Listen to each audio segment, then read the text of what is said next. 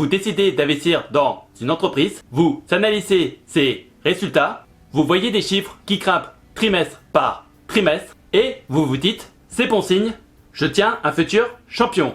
Mais avez-vous pris le temps de vous demander si les chiffres disent la vérité? Parfois, des entreprises enjolivent leurs comptes pour séduire les investisseurs, attirer des fonds ou masquer des problèmes plus profonds. Les bilans brillants peuvent cacher des dettes énormes et les bénéfices impressionnants peuvent n'exister que sur le papier. L'histoire des marchés financiers montre que certaines sociétés, même très réputées, ont joué avec leurs résultats avant de s'effondrer.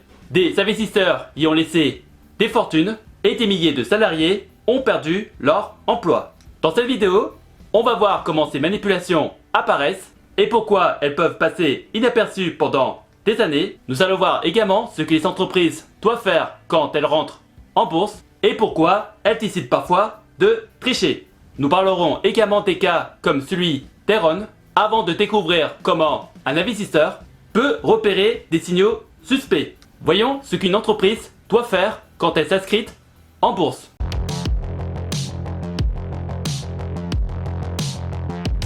Quand une entreprise décide d'entrer en bourse, elle ne fait pas qu'émettre des actions. Elle ouvre ses comptes au regard de tous. Elle doit publier ses résultats financiers à des dates fixes, généralement chaque trimestre et chaque année, et doit fournir des documents complets pour que les investisseurs puissent comprendre sa situation.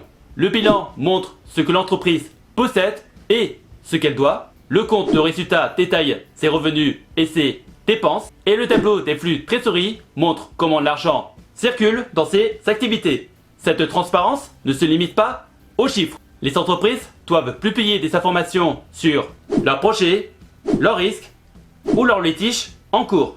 Une acquisition importante, une perte de contrat ou un procès peuvent influencer le cours de l'action. Ces informations doivent être communiquées sans délai, car toute information susceptible d'influencer un investisseur doit être connue de tous en même temps. Pour garantir la fiabilité des données, des auditeurs externes contrôlent les comptes. Ces auditeurs examinent les chiffres ligne par ligne pour s'assurer qu'ils respectent les normes comptables, soit les IFRS en Europe ou les US GAAP aux États-Unis. Les autorités de régulation comme l'AMF ou la SEC surveillent ce processus et peuvent sanctionner lourdement une entreprise qui ment ou qui omet volontairement des informations.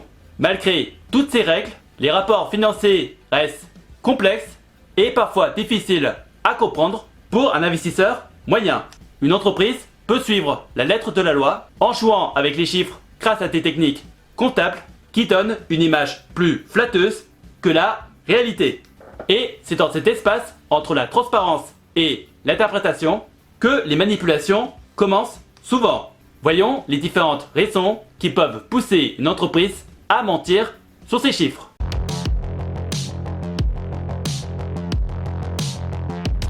La bourse fonctionne sur la confiance et sur les attentes. Si une entreprise publie des résultats inférieurs à ce que les analystes prévoyaient, les investisseurs vendent et l'action chute parfois de 10, 15 ou 20% en une seule journée. Pour un dirigeant, voir sa capitalisation fondre est catastrophique.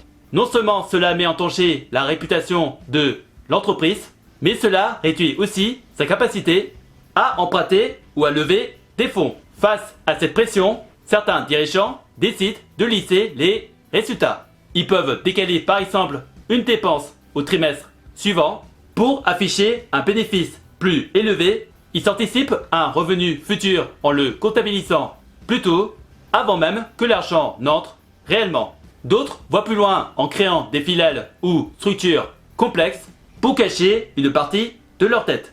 La manipulation peut aussi venir à la course de la performance, car les investisseurs veulent toujours voir des résultats meilleurs. Et donc, une entreprise qui stagne, même si elle gagne de l'argent, est souvent mal jugée. Pour éviter de décevoir, certaines sociétés préfèrent arranger leurs chiffres plutôt que d'admettre un ralentissement. Il y a aussi les motivations personnelles. Les bonus des dirigeants dépendent souvent des bénéfices par action ou du cours de l'action. Quand une carrière ou une prime de plusieurs millions de dollars dépend d'un seul trimestre, la tentation de corriger les chiffres devient très forte. Certaines manipulations commencent même de façon involontaire, comme un petit ajustement comptable pour passer une crise. Mais ces petits ajustements peuvent vite se transformer en mensonges organisés quand la réalité ne rattrape pas la promesse. Et on va parler du cas emblématique de l'entreprise Enron.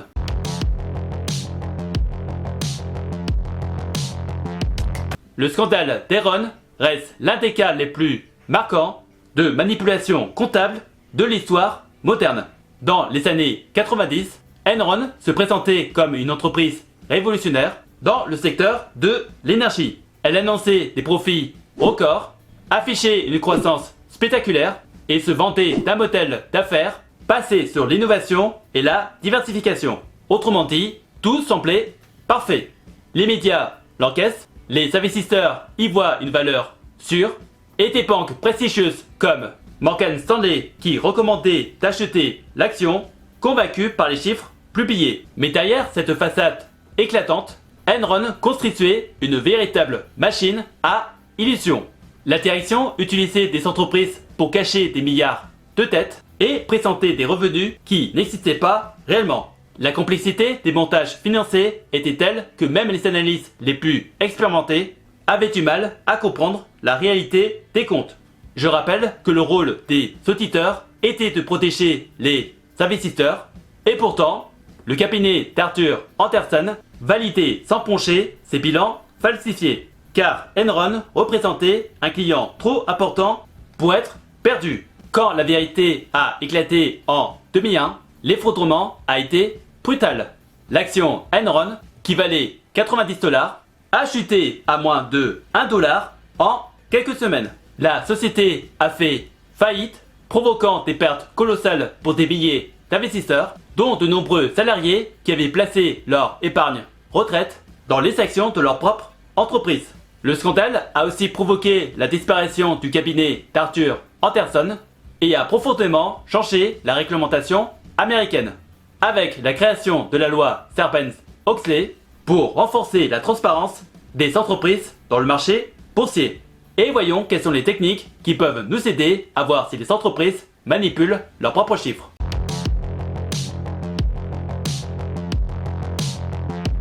Repérer une manipulation comptable demande de combiner bon sens, comparaison et outils d'analyse. Un premier réflexe consiste à regarder si les chiffres de l'entreprise paraissent trop parfaits. Dans un marché où les coûts, les matières premières et la demande fluctuent sans arrêt, voir une croissance régulière et sans le moindre accroc peut sembler suspect. Un bénéfice qui augmente toujours du même pourcentage, trimestre par trimestre, ressemble parfois à un scénario trop bien écrit pour être vrai. Comparer l'entreprise à ses concurrents directs est une méthode efficace. Par exemple, si une entreprise affiche des marges bien plus élevées que la moyenne de son secteur, sans la moindre explication claire, il faut se poser des questions. Les entreprises évoluant dans les mêmes conditions économiques devraient afficher des chiffres relativement comparables, sauf cas exceptionnel. Le flux de trésorerie est un autre indicateur clé. Si une entreprise annonce de gros bénéfices, mais que son flux de trésorerie reste faible, voire négatif, c'est un signe que ses revenus sont peut-être artificiels ou non encaissés. Et les bénéfices doivent, tôt ou tard, se transformer en argent réel dans les caisses. Les auditeurs utilisent des outils comme le Benesch M-Score, qui se base sur 8 ratios financiers pour détecter les anomalies. Par exemple, une forte augmentation des créances clients peut indiquer que l'entreprise enregistre des ventes avant même d'avoir encaissé l'argent. Un autre signe d'alerte peut venir de la communication de la direction. Si le discours des dirigeants devient flou, trop optimiste ou bourré de jargon, cela peut cacher une réalité moins rélucente. Si vous avez des questions, n'hésitez pas à me les poser dans les commentaires et j'essaierai de vous donner des réponses claires et précises. Et si par hasard tu cherches des solutions pour faire travailler ton argent ou générer un revenu passif, tu peux regarder dans la description de la vidéo des playlists de vidéos d'avis de plateformes d'investissement que j'utilise pour faire travailler mon argent, que ce soit dans la bourse, les prêts, l'immobilier ou les crypto-monnaies. En attendant la prochaine vidéo, je vous laisse avec 2 autres vidéos qui s'affichent actuellement sur l'écran. Prenez soin de vous, faites de bonnes recherches et je vous souhaite un bon investissement. À la prochaine!